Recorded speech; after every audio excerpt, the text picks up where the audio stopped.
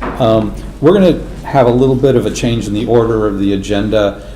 We're going to invite Steve McTire up now, and this is I just wanted you to sit through this whole thing. this is the Rescue Squad loan request, I got a and hoodie in the car if you want to borrow. so okay. So let us know what's on your mind here. We requested a loan, emergency loan, to replace the HVAC systems in the building, specifically in the Bay Area. Due to the narcotics and the drugs that we had to keep on site in trucks, have to be temperature regulated. That is DEA required, part of the contract we signed off with Renegade when we took on the medications. So this has been a hectic. The old systems apparently caught fire several months ago, and it wasn't detected until we had everything inspected. The actual unit stopped working. We've had several assessments on different type systems to cover the building, and right now we're looking at best option. So within the range that she submitted to y'all for the amount is the best system for that will cover that side of the building and still circulate through the community area as well. Currently, the office side, the actual duty side, is run off of two single, we call it wall units. That's able to hold that side of the building, but it's not enough to actually handle the actual truck base where the medication and the drug supply room is located at. Okay, and the request is $40,000. Yes. For those two units. Yes. And the term would be 5 years, Yes. and a down payment of $4,000. Yes. So, are there any questions? No question, but I will say this was discussed at EMS Council and had approval from council. If there aren't any questions or comments, are you ready for a motion? I am ready. Mr. Chairman? Yes. Can I just make a couple points of information? Yes. Okay. So I think you can approve the 5-year term requested. However, the loan policy does say for equipment and such in the range of $25,000 to $60,000, the term shall be 4 years. And then I just wanted to note our EMS loan fund balance is $562,084.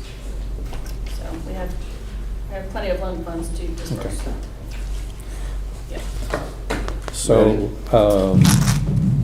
let me just, so the only change to what we have here from the request is that it would be 4 year instead of 5 year? That's per the policy. Yeah. Okay, But the policy does need some. okay. Well, we'll address that, but for now, work with what we got. You ready? Yes. All right, Mr. Chairman, I move that we approve Resolution R 2025-44, Nelson County Board of Supervisors approval of interest-free loan request for Roseland Rescue Squad as amended. Second. Okay, motion and a second. Do we have any more discussion? Roll call, please. Oh. They're able to handle the new loan payment amount monthly if it was a shorter term? Yes. Okay. Okay.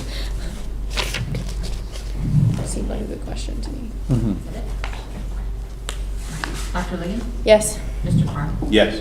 Mr. Rutherford? Yes. Mr. Reed? Yes. Thank y'all. Thank you very much.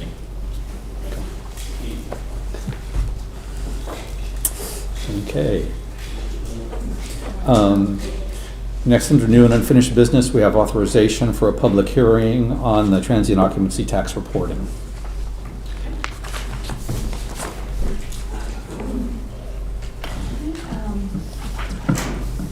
Hi, Mr. Chairman, members of the board, I would like to kind of present this in a combined manner with, so items 5A and 5B on your agenda. They are somewhat intertwined, as you will see here in just a moment. So we will be talking about amending the county code to become compliant with General Assembly action for HB 2383 and SB 1402 regarding transient occupancy tax administration.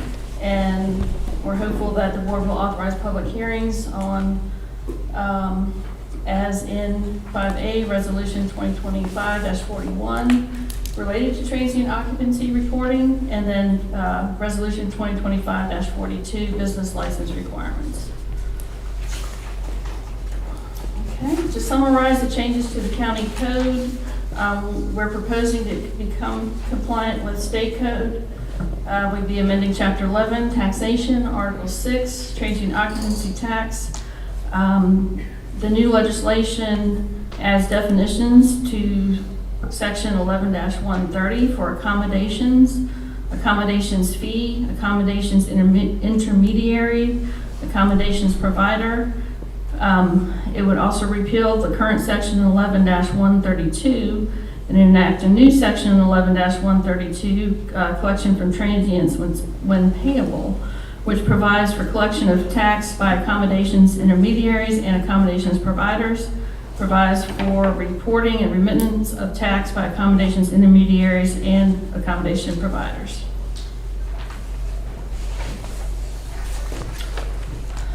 Next, we would add the following to Section 11-133, report of collection and remittance of tax. Accommodations providers are not required to submit a report to the Commissioner of Revenue if all accommodation sales are facilitated by an accommodations intermediary, and the intermediary attests to the locality by a form provided by the Commissioner's office stating the same. It provides for when the attestation forms must be provided to the Commissioner of Revenue, and accommodations providers who do not use an accommodations intermediary are required to submit a report and remit such taxes otherwise required in Article 6. So, accommodation intermediaries, if you're unsure about that, are folks like Airbnb, VRBO. Accommodation providers would be an individual. Okay, there are other procedural changes that are included in this new legislation, such as information provided by an accommodations intermediary to the Commissioner of Revenue or treasurers for transient occupancy tax purposes shall be confidential and cannot be shared with any other department or official of the locality. Currently, the Commissioner submits copies of the business licenses for each month to planning and zoning staff to confirm compliance with the zoning ordinance. These are also provided to our Tourism and Economic Development Office and maintain the county's business registry. This will no longer be allowed pursuant to the new state code provisions for those businesses whose information is provided by an accommodations intermediary. In order to address this change, the Commissioner, Ms. Bishop, Ms. Kelly, Ms. Spivey, and Mr. Payne met and proposed a solution that amends the County Code Chapter 6, License Permits and Business Regulations, Article 4, General Business License, Section 6-90, Application Requirements. So this is where we get into the item 5B, an authorization for public hearing to amend Section 6-90, Business License Application Requirements. So the proposed code amendment here would repeal and reenact the current Section 6-90 application requirements and would add to the current application requirements the requirement of obtaining zoning approval prior to the issuance of a business license for new or existing businesses which have changed physical location or description. This would only apply to uses regulated by the zoning ordinance, such as commercial uses, home occupations, and short-term rentals. Planning and zoning is developing a new zoning approval application to ensure the necessary information is captured and that the use is compliant prior to the applicant acquiring the business license. So that is the presentation. Happy to answer any questions. We have the Commissioner of Revenue staff here and also Ms. Bishop from Planning and Zoning if you have any questions. We recommend adoption of Resolution 2025-41 as presented and also 2025-42 as presented. And again, this allows the county to comply with state code and also collect data provided by accommodation intermediaries that will be prohibited from being shared by the commissioner as of July 1st. Okay, thank you, Candy. Yes. Questions? Probably to Dylan and Kim on this one. So as it relates to this change, obviously this impacts all business licenses, correct? Not just transient occupancy, so if I apply for whatever license, it would also apply to that? Yes. So Commissioner and I discussed what that would look like. Okay. And so as Candy indicated, it would just be for commercial uses, home occupations, and short-term rentals. So the Commissioner's office is going to use their judgment on those that fall under those categories. So they are aware of the definition for home occupation, which is an occupation carried on by the occupant of a dwelling as a secondary use in connection with which there's no display. Not more than four persons are employed other than members of the family, such as tailoring of garments, preparation of food products, similar activities, beauty parlors, professional offices such as medical, dental, legal, engineering, and architectural offices conducted within a dwelling or accessory building by the occupant. So this would be for like storefront activity or commercial uses where public are permitted to access, not home office uses or mobile offsite permits and things like that. So it should actually be just a very small percentage of business owners that would be affected when they come get their business license. It's primarily to address the short-term rentals, vacation houses. I understand that. And then to speak to the legislation, so this changed, and so by virtue of that change, this is obviously the only method we have to be able to identify who has a short-term rental and who doesn't. That's correct. And when this is enacted July 1st, the commissioner will not be able to issue those business licenses to us. So it kind of just flips it in the order that, in my professional opinion, it should be anyways. Gotcha. Yeah. Okay. So the definition for commercial use is public interaction? It would be commercial uses like retail, restaurants, Okay.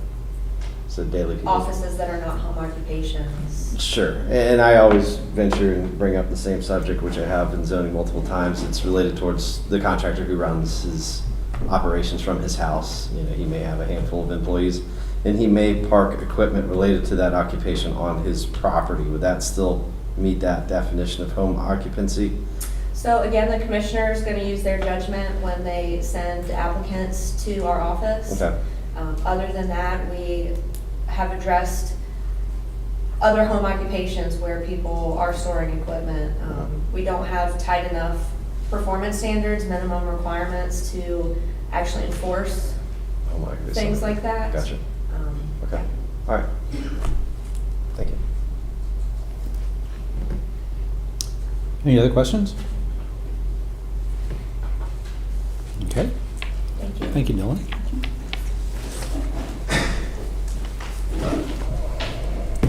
So, any more discussion, or do we want to propose a motion on these two resolutions?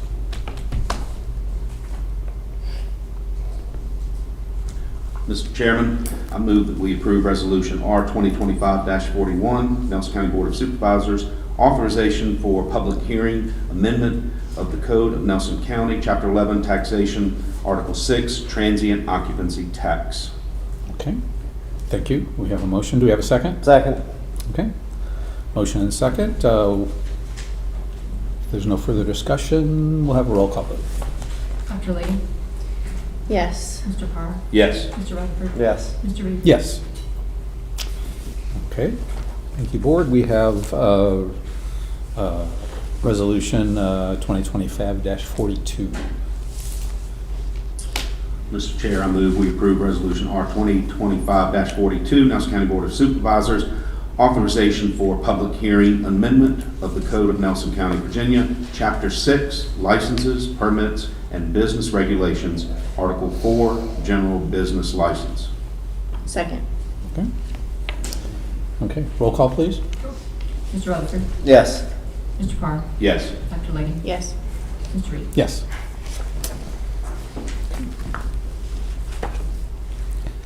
Okay, Next, we have the maintenance and use policy for county vehicle acquisitions.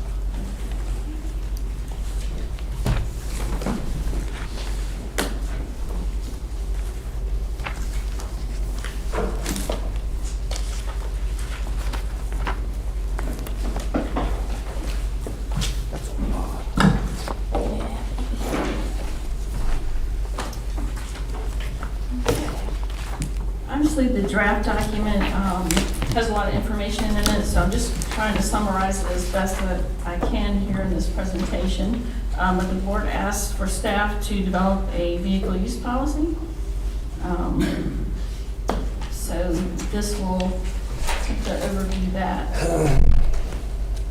So the board requested that we draft a policy to establish procedures and guidelines for the acquisition, maintenance, and use of county vehicles for county business. Staff gathered and reviewed policies and forms from other localities using a blend of elements for the draft policy, which has been vetted and approved by the county attorney. Albemarle County, Sussex County, and Matthews County provided their policies and forms. The policy applies to all county employees, including constitutional offices, registrar, and their employees who operate county vehicles or whose job descriptions either allow or require driving. The Sheriff's Department has its own policy. However, this policy does apply to Sheriff's Department employees who utilize the county's motor pool vehicles for county business. The policy provides for approval by the board and administration by the county administrator. So the first section deals with qualification of drivers. This provides for license requirements of applicants being considered for employment and those hired for positions required to drive county vehicles. Also provides for minimum standards for drivers to use county vehicles. The next section on utilization provides for the assignment of vehicles by the county administrator, subject to board approval, and outlines the requirements to be met for such assignment. It also provides for the use of motor pool, commercial rentals, or privately owned vehicles. Provides for authorized use of county vehicles for county business. Uses of county vehicles for transportation between an employee's home and work must be authorized by the county administrator and shall only be authorized when such use is in the county's interest. Record of this authorization will be maintained by the county administrator and is subject to review, inspection, and modification by the board. Department heads, though, may without prior approval by the county administrator authorize their employees' use of a county vehicle from their home for travel between temporary lodging and business meetings, events, and other governmental, community, or incidental related functions when that official travel would begin within 24 hours. This section also outlines prohibited activities and penalties for policy violations. Vehicle operation recommends a common sense approach and consideration of alternatives to vehicle use. The determination of requirements section outlines considerations to be given when evaluating departmental vehicle needs. The vehicle acquisition section provides for purchases and leases as authorized by the board through its sole appropriation authority. And then also provides procedures for new vehicle requests, acceptance of those vehicles, and registration. The vehicle maintenance and care section provides for regular maintenance procedures, care, and fueling. The responsibilities of departments with assigned vehicles section provides for general responsibilities of department heads concerning vehicle support, maintenance, and usage, including utilizing and maintaining monthly vehicle usage logs. The monthly vehicle usage log is a new form that would be completed and submitted by the users with a copy maintained in their vehicle binder. This section also provides for replacement and disposal standards. The liabilities and damage claims section provides that employees are not financially liable for damages to county vehicles while operating on official county business. It also provides procedural guidelines when county vehicles driven on official county business are involved in an accident, inclusive of completion and submission of a county-owned vehicle accident report, which is also a new form, which would need to be completed within 24 hours. The defense of suits against employees provides for defense of any civil action brought against an employee or his or her estate resulting from the employee's operation of any motor vehicle while acting within the scope of their county employment. Then we have the appendices, which includes all of our new forms. First being the county-owned vehicle use agreement for assigned vehicles. This is a certification that the employee read, understands, and agrees to comply with the policy and listed conditions for use of an assigned vehicle. And this would remain in effect until otherwise revoked. Similarly, we have a county-owned vehicle use agreement for the motor pool vehicles, which also certifies the employee's read, understands, and agrees to comply with the policy and listed conditions for temporary use of a motor pool vehicle, also in effect till otherwise revoked. We have county-owned vehicle usage log, both for assigned and motor pool vehicles. It's the same form. However, the completed assigned usage log shall be submitted to the Finance Department monthly and a copy retained in the vehicle binder, whereas the completed motor pool usage log would be retained in the vehicle binder. And then we have the county-owned vehicle accident report form. So that was a very quick overview. So are there any questions or discussion? Yes, I know we had interacted, I know over email and just conversation about a GPS system related to the vehicles. Is that still underway? Yes, I believe Grace is doing a little research on that. She's spoken with one, I think, manufacturer representative. So we'll still keep looking into that, but we wanted to get this in front of you. Sure. Policy and that Yeah, are separate. exactly. Just curious, do we use any sort of monitoring devices in our county vehicles? Location, Such as- speed, No. braking, any of that? That's the No, this GPS. is the That's- yeah. GPS units that Mr. Rutherford was Okay, mentioning, where you're looking into those. yeah, okay, sorry. But, Do no. you- Also, this, kudos to whoever came. There's a lot of work went into this. This is pretty comprehensive proposal, so thank you for the work on that. When I was looked at it over the weekend to get ready for today, I entered it into Gemini to give me a summary, and the first thing it says was a very common sense approach to vehicle usage. So that was the first thing it said. Thank But you, after yeah. thorough review, it's a good, looks good. Well, thank you. Oh, Who's collecting the logs and going over them? And I mean, So the logs the assigned vehicle logs would be submitted to the Finance Department. I suppose someone in their department could be assigned to go over them. And then if there were any issues noticed, they would be probably brought to my attention. I think you need to lay out Yeah. the actual position, not person, but position that is going to review these, because there's no point to fill them out if there's no follow-through Right, on what happens after that. okay. Yeah, we'll certainly designate a person then to do that. What are the, well, never mind.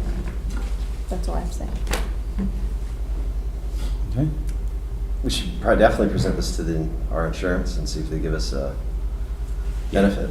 I mean, yeah, you already asked. Tell them we're just not gonna do it now, just kidding. We'll talk. Yeah. So obviously, any policies we have are living documents that can be modified at Sure. any time. So if we get, put this into practice and something about it doesn't seem to be working for us, we can make changes. And then related towards sheriff vehicles, that is, I guess, a state statute related, how their use works and all that.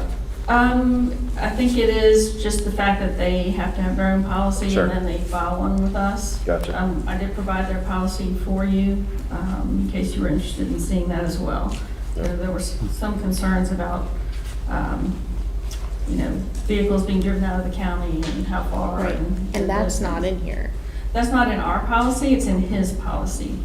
So their deputies or employees must reside within 25 air miles of the Nelson County boundary line at the closest point in order to take their vehicles home. It's a lot. And then if they exceed the 25 air miles, it says the location will be determined and approved by the sheriff as to where the employee can park their vehicle without having to leave it parked at the county's sheriff's office. And so the manifestation of this document was talking about the people's vehicles leaving the county, if I remember correctly. County-related vehicle. Well, specifically, the emergency services vehicle is how So it was came it? up. Am I right about that? That was part of the discussion, yes. Oh, okay. Yeah. That vehicle was being driven home.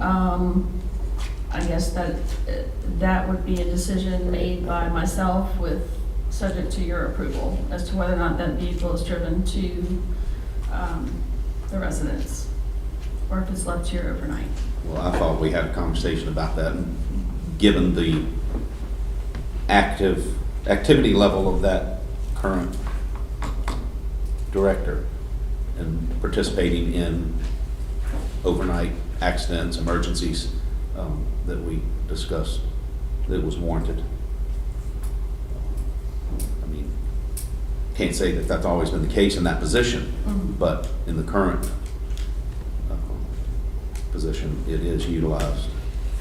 Yeah, I think it gives the county administrator, significant authority to, determine the fine details of things like that, and I think that's appropriate.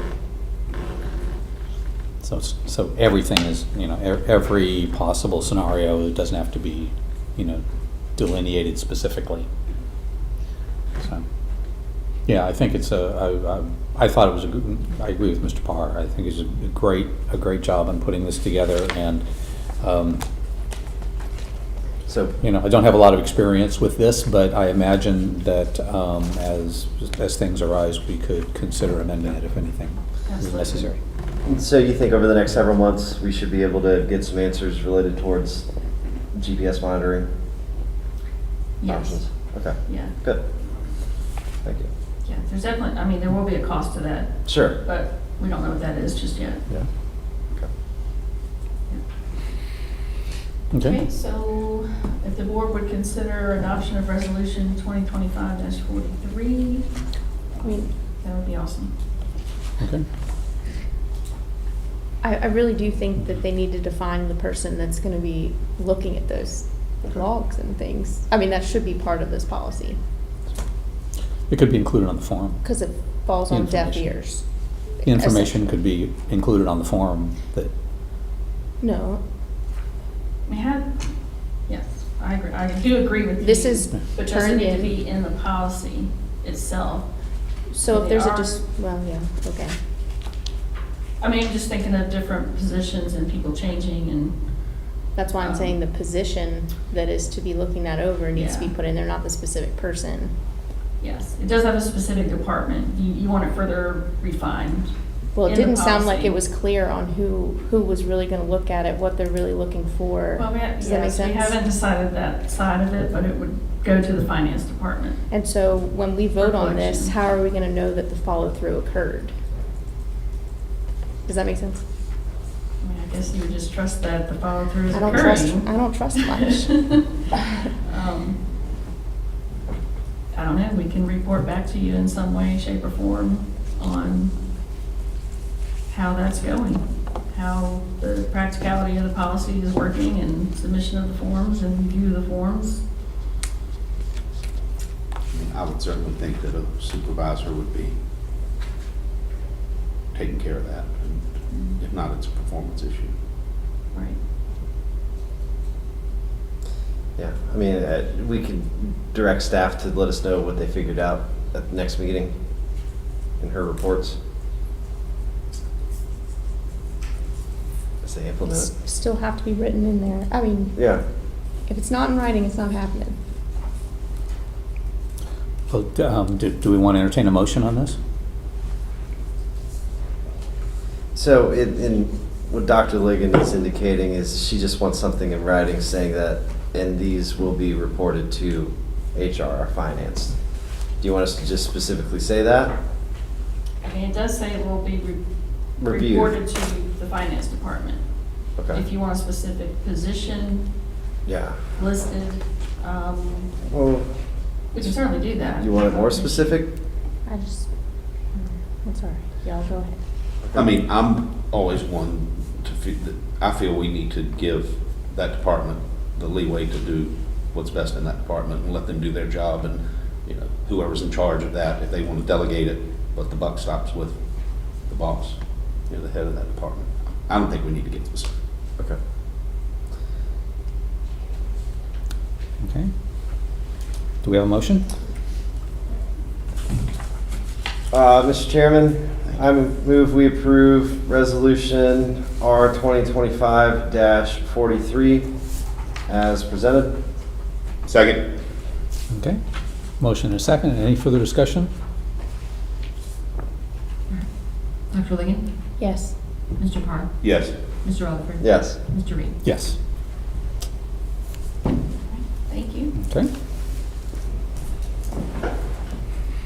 Okay. It's budget time. FY '26 budget. Candy, do you have a little intro for us here? I think so. I should find my sheet.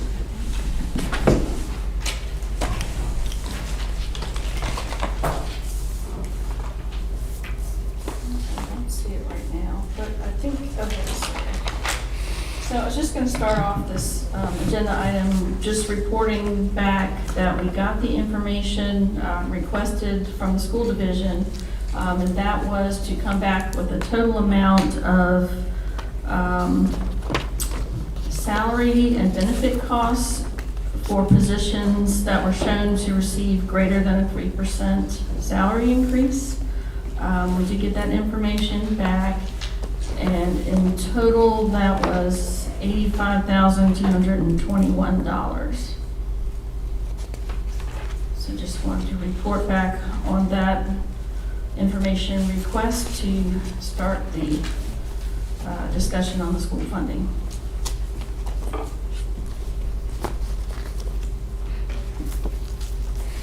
Okay, who would like to start?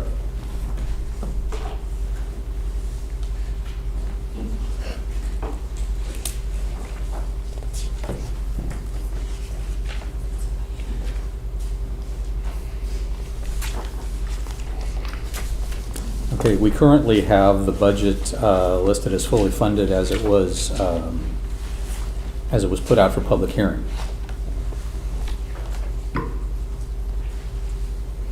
Which includes 4 buses. What was that number? I'm looking at this form, but it's not matching up with what I'm remembering. What was the over? 600. Was it, is it the 1,614,298? Is that the number? That includes the 4 buses. Okay, gotcha. Okay, I was like, that doesn't make sense to me. 600 is 4 buses. Thank you. Okay. That's, my heart skipped a beat there for a second. Yes, because I think as the schools place the buses in their Yeah. operational, we opted to utilize non-recurring funds to make that purchase and expedite the purchase of the 4 buses. And I think as we proceeded with the discussion of a 5th bus so that we could figure out getting caught up, I have had some interactions with their board. I think, I don't know who else has maybe had some interactions about figuring out a 5th bus within their budget.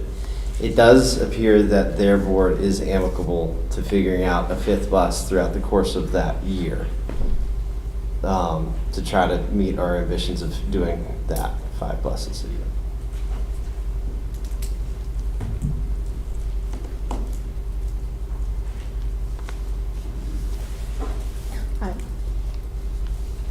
I have felt the same way in my discussions with the school board. Once they realized what we were saying, they seemed more amiable, is probably a better word, to that. Question is, are we amiable to it?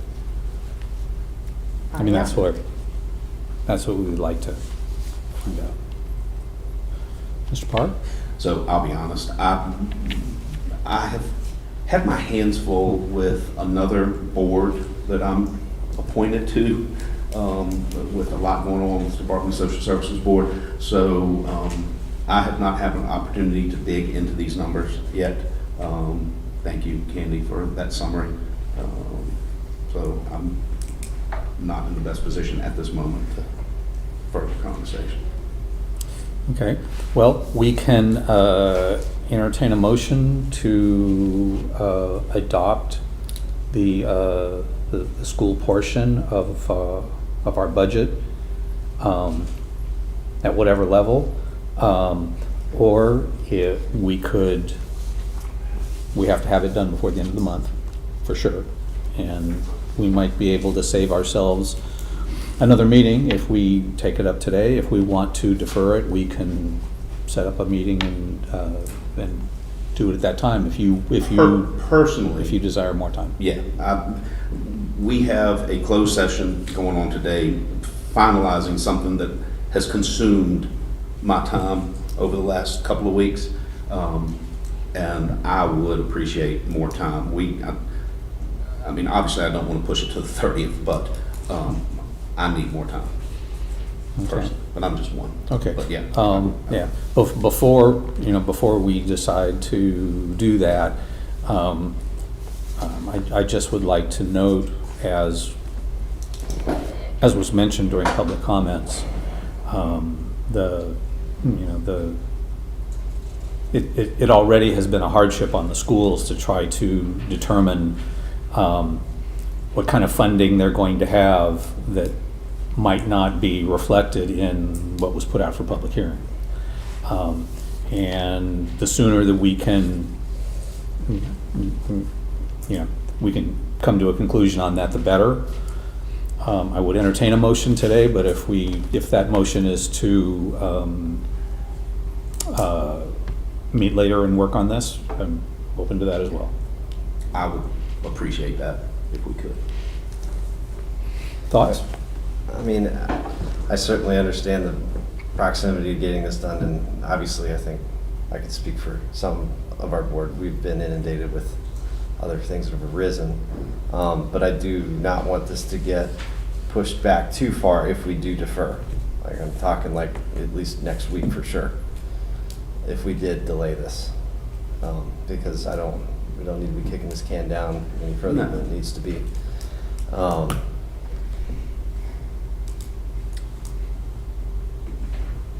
Dr. Liddy? Go ahead. I apologize, and I don't mean to interrupt, but next week, we have staff on vacation the whole week. I'm at a conference all next week. So next week is not a good week, unfortunately.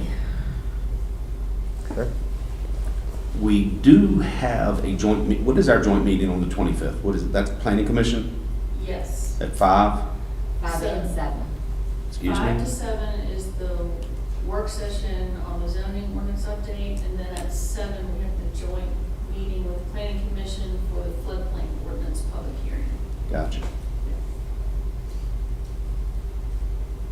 I mean, I'm open to meeting earlier that day if we wanted, or anytime, but I'm wide open that week. The only thing I have is that, right now, the only thing I have. Next week, I have a DSS meeting, but y'all are out next week. I was gonna say I have DSS on the 17th, and that would be really nice if I could get through that. But I understand the 18th, 19th, 20th are all bad for you. I mean, what do you think about the 25th? Like 4:30? I mean, we're gonna be here anyway. Yeah, that's fine. Can I ask a question? Can you give me more clarity on this 85,000? Because the email that we got from the school board, well written, by the way, was very hard to decipher where the $85,000 number that everybody's batting around is coming from. Okay, so we received a letter from Dr. Hester. Yes. That one? Yep. Okay, so I just went through and added the numbers where it says cost for, let's say in the first paragraph, the cost for the 51 teachers who are to receive over 3% for the coming year consists of $65,000 for 22 in wages and $16,000 in associated fringe benefits. So I took those numbers for each of the categories within the letter and just totaled them. And they did confirm that was correct.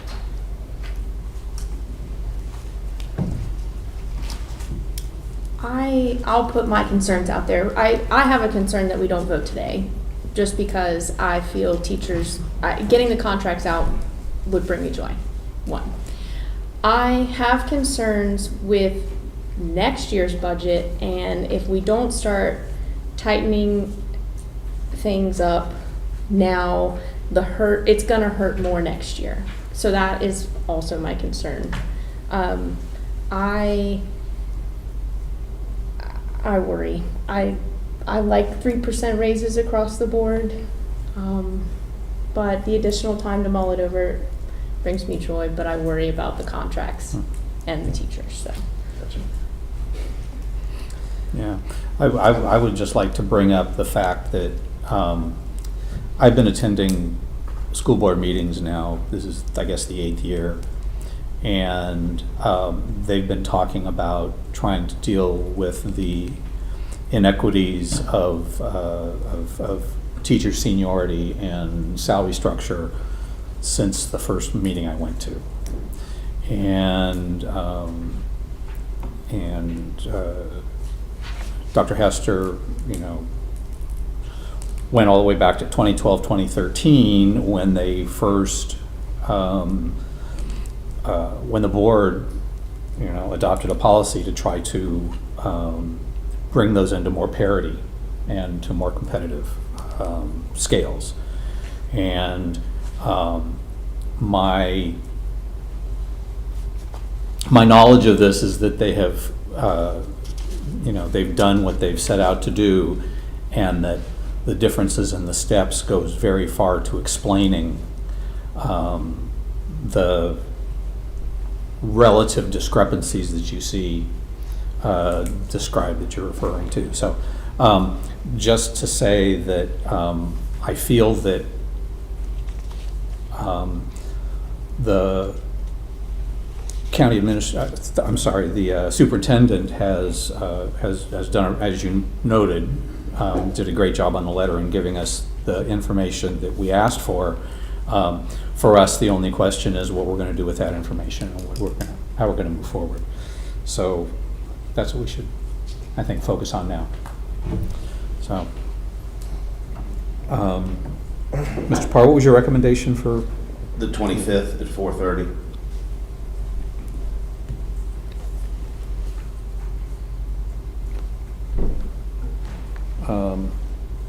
That's altogether possible. There's a regional housing partnership meeting just Yes. prior to that, Yes. but it's a Zoom call, which means What that time does that one start? it's from 2 to 4. I can make that work if you guys want. Yeah. Yeah, I mean, 4:30 would be a full day to say the least, but we could certainly do that. But we're That's fine. But I'll be we're here. not going to be able to Yeah. kick it to. We can't. No, I think we'll be We good. can't not Yeah. finalize something on that day. Yeah. And whatever discussion we can do amongst ourselves to Oh, yeah. try to reach where we want to be ahead of time so that we don't have to be, battling numbers back and forth during that meeting would certainly be helpful. I agree. So I'm happy to, to be the go-to for whatever input y'all have and try to figure out how best to. My position's probably going to stay the same, where if they can, as they've indicated. I understand, but figure it out. Mr. Parr wants more time, and we're going That's to give it to him, and Okay. Thank you. and we'll work with what we've got here to try to get it right. Okay. This is 2 to 4. What was the housing? 2 to 4. 2 to 4, yeah. And this So is we would be 4:30. 4:30. You have the Livingston Merchant Association At meeting 12. that day too. Man, I'm going to lose a lot of money on Friday. It's gonna be a long day. You and me, buddy. That's the Wednesday. Yeah, that's going to be a good day. Okay. Ken, you got that on the calendar? I think so. Okay. 4:30, you said, right, on the Yeah. 25th? In the old boardroom, I'm assuming. I assume so. We'll have to check. We'll have to check on that. What other option? You may have to. Here? be Here. Yeah. Fine. Well, we're going to be here later in the day. The work session is gonna probably be in the old boardroom with the planning commission at 5, so they're probably already gonna be in there. Okay. We have a half hour. to- Yeah. either way. Okay. Okay.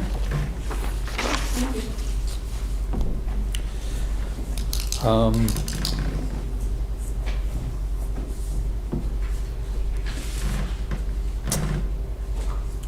Well, Candy, the bad news is you're up. Time for your report.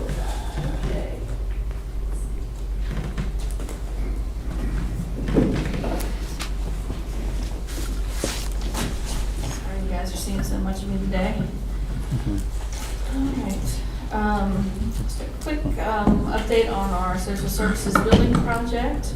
The invitation for bid was posted and advertised on May 16th. A mandatory pre-bid conference was held on May 28th with 20 contractors / subcontractors in attendance. PMA has issued the addendum 1, and I can get that out to you all probably tomorrow morning. It includes the sign-in sheet and provides answers to questions taken at the pre-bid and those received since then. Questions will be taken up to 5 days prior to when bids are due, which would be June 21st, because the bids are due at 2 p.m. on June 26th, and will be publicly opened, read aloud, and recorded at 2 p.m. June 27th. Again, I'll circulate addendum 1 to the board, and we will post this to the IFB announcement on the county's website, and also the invitation to bid page on EVA. And so, as most of you know, we have a county service authority work group meeting at 8 a.m. tomorrow morning. The work group meeting consists of myself, Ms. Spivey, Ms. Moyer, Dr. Ligon, Mr. Parr, George Miller, Jennifer Fitzgerald, Mr. McSwain, and Mr. Height of the Service Authority Board. That'll take place tomorrow morning. Region 2000 Services Authority budget update. We held a continued meeting on May 28th to review that employee retention compensation study I mentioned to you all. We voted to implement most of the options with some revisions. Authority staff will bring back the fiscal impacts of the approved retention plan at our June 25th meeting. However, the FY26 member tipping fee is expected to be $33.86 per ton or less, dependent on what they bring back as the fiscal impacts, but it should be less than what was presented, which resulted in a $33.86 per ton member rate. We did, a public hearing was advertised on higher rates at $34.44 per ton for member rate disposal, and then $45.44 per ton for a market rate disposal. We will be voting on that at the June 25th, 2025 meeting also. And also on the revised proposed budget, which will include the newly approved retention plan. Then on to regional water supply planning. The CVPDC membership voted to authorize them to take the lead on the regional water supply planning on behalf of the Middle James River 2 Regional Planning Unit, or RPU, which we are a member of. They'll be applying for initial DEQ grant funding in September to be used for updating member data, and also applying for Virginia Department of Emergency Management funding for the overall supply plan update. So in the next couple of months, the county will be asked to approve resolutions related to our participation in those activities. Mostly because we are technically a part of the Thomas Jefferson Planning District Commission, and not the CVPDC, but we're in this regional planning unit with all the CVPDC localities. You heard a little bit about the regional jail renovation and expansion project. We will know more about that Thursday of this week. The construction bids, as noted, were returned higher than the project costs. The apparent low bidder was $54 million, and the project costs budget was $39 million. Again, the reduced scope of work will focus on improvements of the 1975 portions of the facility. The Commonwealth Transportation Board 6-year improvement plan, that is at the, The final draft of the 2026 plan and budget will be presented to the Commonwealth Transportation Board for approval on June 17th. The Lynchburg District VDOT office is recommending $82.4 million in project requests, and the second highest scoring project in the Lynchburg District is our project at $12.7 million for a roundabout at Route 151 and Tambark Drive. So I attached the Lynchburg District's full list of projects, which is 4. So let's see, in July 2024, we participated in the Regional Digital Inclusion Planning Grant, along with counties of Albemarle, Louisa, Fluvanna, Greene, and the city of Charlottesville. We applied for and received $150,000 in regional DHCD planning grant funding, with the funding managed by Albemarle County. And this was to develop a plan for extending broadband infrastructure to remaining unserved locations that didn't have funded solutions for connectivity, and to design programs to meaningfully address broadband affordability and adoption. The regional planning effort found that to meet the goals of citizens using the internet for work and to earn income, more opportunity was needed across the participating localities to increase their digital skills and improve access to the devices that best suited those goals. The draft plan is expected to be circulated to participating localities at the end of this month. At the end of April, the Albemarle County's Broadband Accessibility and Affordability Office staff submitted an application for funding from the Digital Equity Act that would have supported community partners such as Nelson in digital inclusion work and the expansion of the Digital Navigator program. In early May, the NTIA, who's the federal entity manager of the Digital Equity Act funding, was directed to cancel all the grants and funding associated with that program. So subsequently in June, NTIA issued new guidance on the broadband equity access and deployment program funding that did provide $1.48 billion in funding to Virginia. According to the Albemarle staff, Virginia has predicted it would spend approximately $900 million to connect the 100,000 remaining locations, leaving upwards of about $500 million that can be used for digital inclusion programs. So this guidance referenced by the Albemarle staff in their email put in question the possible uses of these remaining funds and likely prohibits any programming that would have been allowed under the Digital Equity Act. In addition, a group called the National Digital Inclusion Alliance is seeking letters to the U.S. Secretary of Commerce and Acting Administrator of NTIA asking for reinstatement of the Digital Equity Act. There's a draft letter attached, and just want to get the board's advisement on whether or not you support the county signing on to this letter campaign.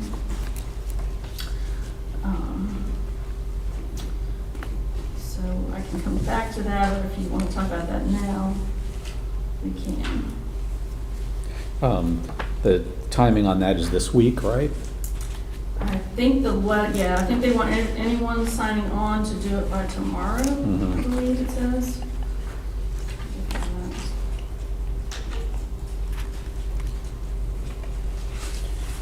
Well, does anyone have any concerns or reasons that we should not sign on to that letter?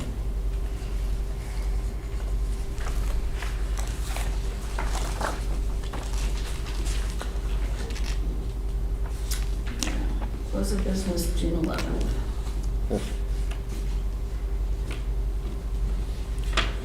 I don't know that our inclusion on that would make much difference in the grand scheme of things. It may But not. I think that the intention, I think it signals our intention, which would be a positive thing. How does it really help us though? So it says they would send the letters to NTIA, Secretary Lutnick, NTIA Acting Administrator Cassidy, and congressional leaders in the House and Senate.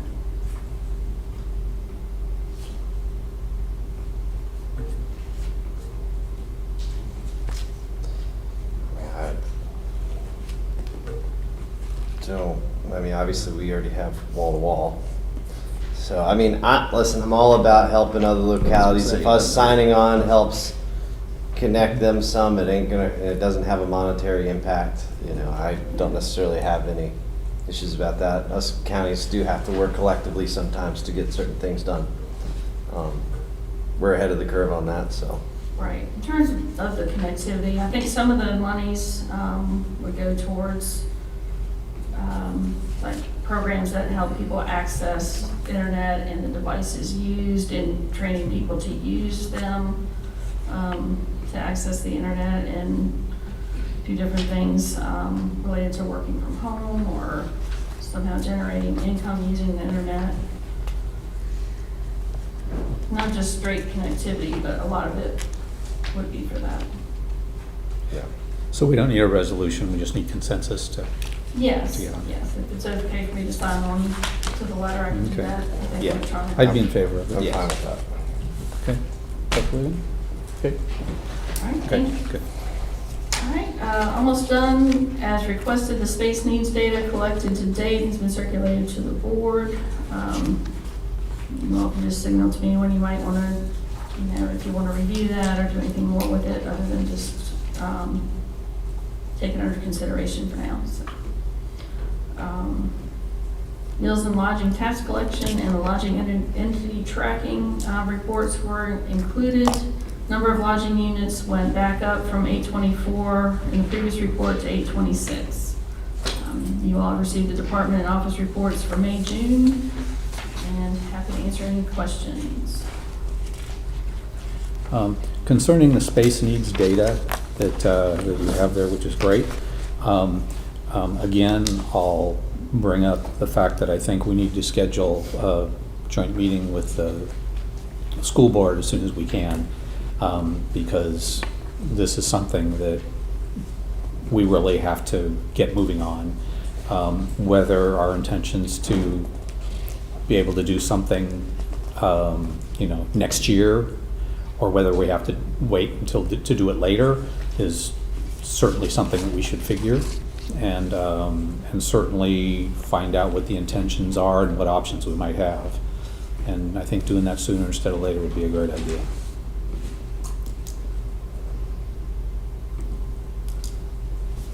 I agree with that. Okay, so to follow up with that, do you want me to just talk to school division staff and see what dates could possibly work for them? Or do you all want to give me some dates to float? I In that think direction? I mean, in giving some deference to the school board and the fact that that much of their time is already spoken for over the summer, not that we don't have the same constraints really, but as soon as we can do it before the school year really gets rolling, would probably be a good idea. So What is the sometimes they canceled their July. July basically. meeting, I know. When do schools kick off? August, early August, I believe. August 12th, the teachers go back like the week or so before, week and a half. Yeah. So if we could do something in July, I think that would be a good idea. So why don't you see if the school board is able to pick a date when they can have good representation, and we'll Okay. try to follow up and do the same. It's fine. All right, sounds good.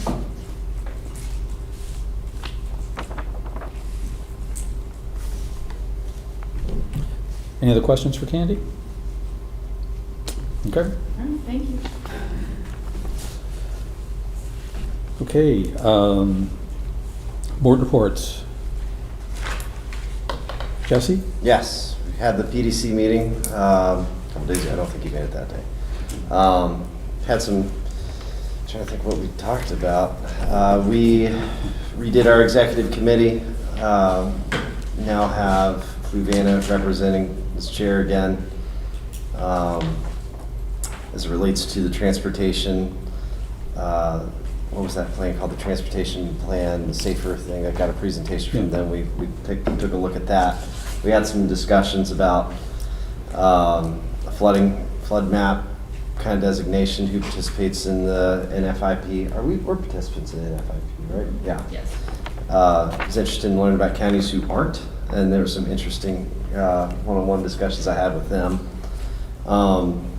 We are going to be getting some housing numbers presented to us. I think what is coming to us in a couple weeks is going to basically be kind of the beginning of some of the data collection, and hopefully we'll be getting some reports out of that over the coming year. We're expecting to get some pretty intense data, just from what we're speculating, related as a region in housing. And I'm trying to think if there's anything else that I had. I have nothing at this moment unless I know about it. Oh, and the Livingston Merchant Association, for those around, that association has been really kicking off good. We're doing some banners in Livingston. I know I got one, you got one, Jessica. Trying to spiff up downtown and add some more flair and character. Kind of highlighting some of our businesses as well and sponsorships, so that's really gone well.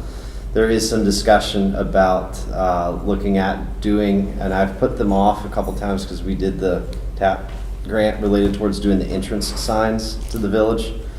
We're gonna hopefully do some studying on what that could look like and get some pricing, and hopefully we can do some entryway signage, at least over here on Main, and then I know the southernmost entrance is a little bit more complicated as to how that could work, but maybe at least doing one on Main would be great. And beyond that, we have some new businesses in the village, which is exciting.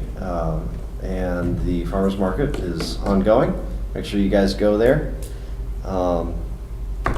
Beyond that, that's all I can think of. Are y'all, or is the association implementing the logo that was presented to us a while back? Is that started being used anywhere?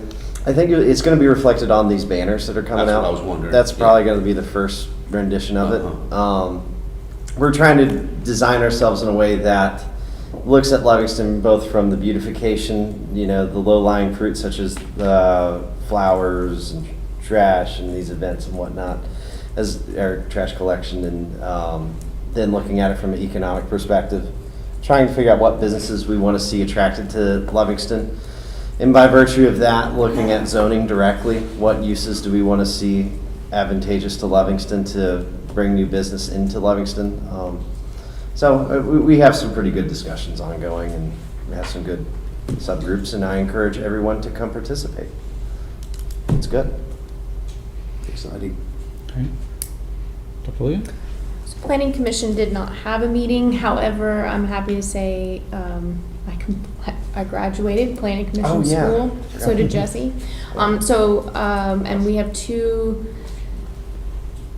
Planning Commission members that are going to go to Richmond and complete the same class, and then I think the other one's trying to line up the online one like we did. So my goal to get everyone educated is coming to fruition. And then we had, of course, Sands Anderson come to the EDA and talk to them about what their roles are really supposed to be. And it turns out Planning Commission and EDA really should be working together a lot to get balls rolling. So things might be coming together, and that brings me joy. I guess it's good. Yeah, and on that note, it was a really good class. We had, Ernie, did you do it? I did not. I really think everybody should do it. There was a lot of stuff you learned that you do right, a lot of stuff you do that you probably shouldn't have, you would learn a lesson when you take the class. And it came down to a lot of community engagement, what that looks like. We had some interesting, what did we vote on in that class? We did some role plays of a dispensary and a microbrewery. So that was very interesting just to see the different outcomes when you put, 40 planning commissioners and make them all. And believe it or not, everyone voted differently per each group. It wasn't really that. There were some general consensuses, but it was quite impressive just to see the thought process. And the thought process is how one area thinks one way, and then they hear you say it how you perceive it, then they're like, wow, I've never thought about that before. So, I think that's something that we as local governments sometimes don't do necessarily a great job, is sometimes we do get caught up in groupthink. So that was really great. And I really think you all should do it. And I'm thinking about doing the BZA certification. Yes, and then there's even a class for being a board of supervisor, which I know we can't make it a requirement before you're a supervisor. Yeah. But I wanna look do forward that to one. taking that one and seeing how that Yeah. goes. Y'all are gonna hate this because it's gonna be more work, but I do think that the board of supervisors should come up with some things we'd like to see done based on the comp plan, since the comp plan's so new, one. And really engaging planning commission and the EDA on that, so they can hit the ground running with those ideas. The other thing is, that I thought was interesting, is there are localities that update the comp plan very regularly in small little increments, because it keeps the public engaged. It's cheaper because we're not rewriting the whole thing. And I do agree, it would keep the public more engaged in seeing how things trends, instead of spending hundreds of thousands of dollars every 20 years. So that's also more work. You said something at the class that I can't remember. It was about quantifiable something related to the comp plan. Or was it zoning? Basically saying, the guy from Percival was talking about it. Revenue, how to track the revenue of the decisions that you make, or what's happening as a Oh, yeah. result of certain comp plans. That was kind of a neat concept. I know for us in a microcosm, that might not necessarily be as easy, but, when you vote on something, can you put this little thing like, this area produces this much revenue? Whether that be gross dollars or meals and lodging, whatever that might mean.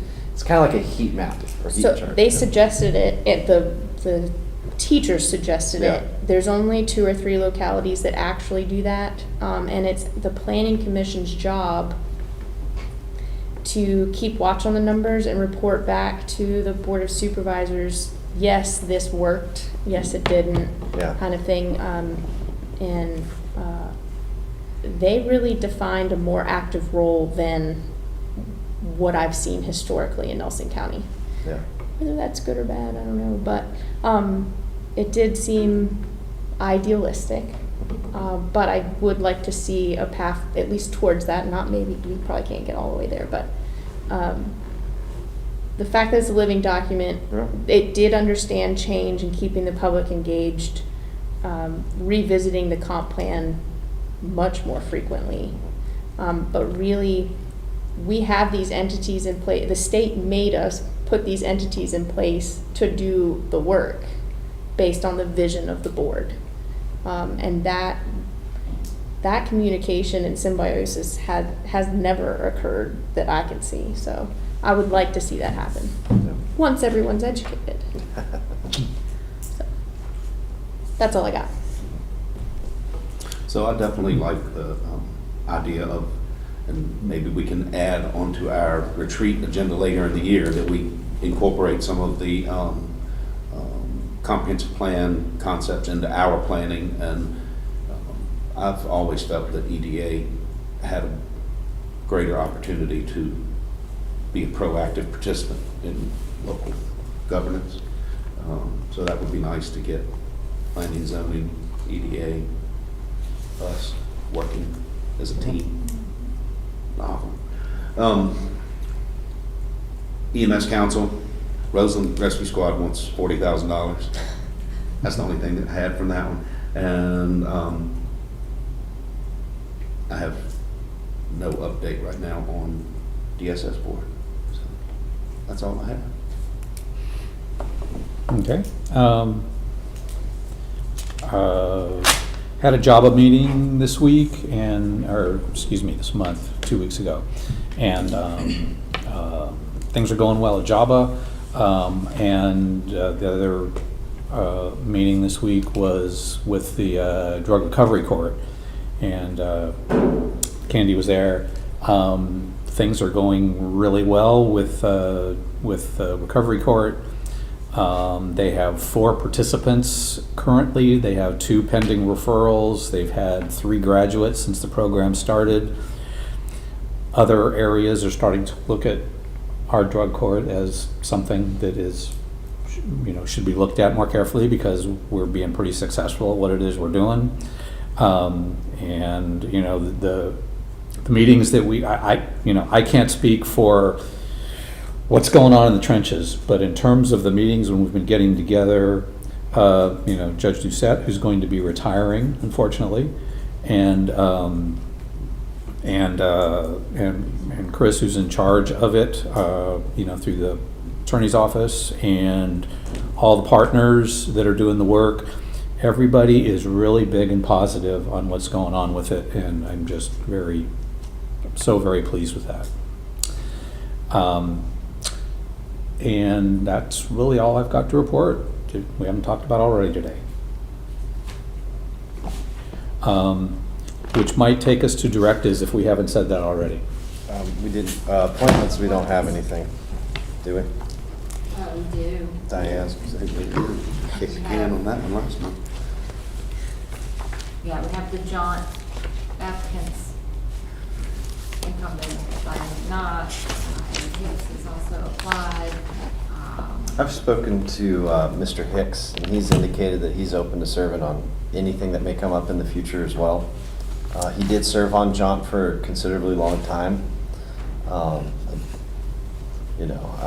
think he was on jaunt for 20-some years, if I'm not mistaken. Yeah.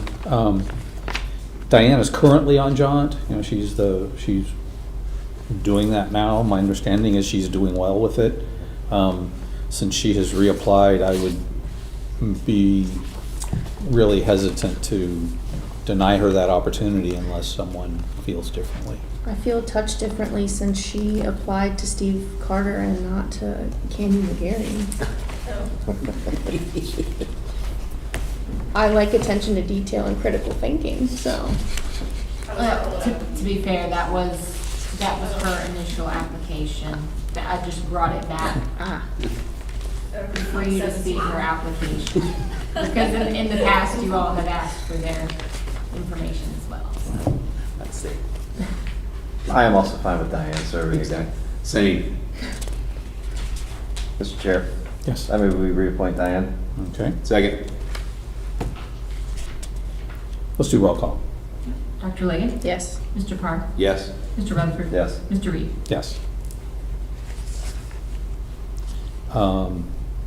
And although this is not before us today, Carl Stellwag has today contacted me and said he'd like to stay on the Job Advisory Board. So he'll, Okay, I think that's later in maybe November. Yeah. I think. but he's going to redo an application and get it in. So Perfect. Sounds so that's good. coming. Thank you. Okay. I should have gone to. Dumb question. How Sure. many things can you be appointed to as a citizen? Probably as many as you As all. many as you want. I wasn't sure if there was like a statutory thing or not. That was just more informational. I think there are just limits to, you can't be on 2 of the same. Like Conflicting. Mr. Averett could not be on Right. the planning commission And- and the EDA. But And- that's probably an isolated Hmm. thing largely. There's something with Those two. positions. And you have to show up And you have to show with some up. regularity. Yeah. Yes. But each board defines the regularity.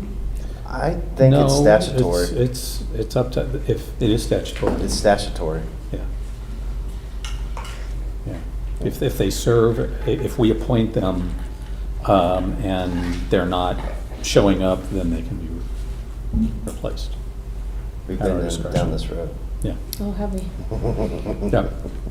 Okay. Correspondence, anybody? Okay. Directives that we haven't already directed? The only correspondence I was going to mention is the Skylar water situation. I don't know if that's been improved or not. I'm going to email Jennifer and find out. Okay.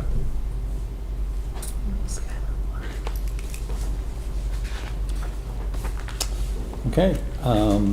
then Closed this session. brings us to our closed session. Would you like me to read? Would you? I don't have it. I move that Thank the you. Nelson County Board of Supervisors convene in closed session to discuss the following as permitted by the Virginia Code Sections 2.2-3711. Discussion, consideration, or interviews of prospective candidates for employment, assignment, appointment, promotion, performance, demotion, salaries, disciplining, or resignation of specific public officers, appointees, or employees of any public body personnel. Second.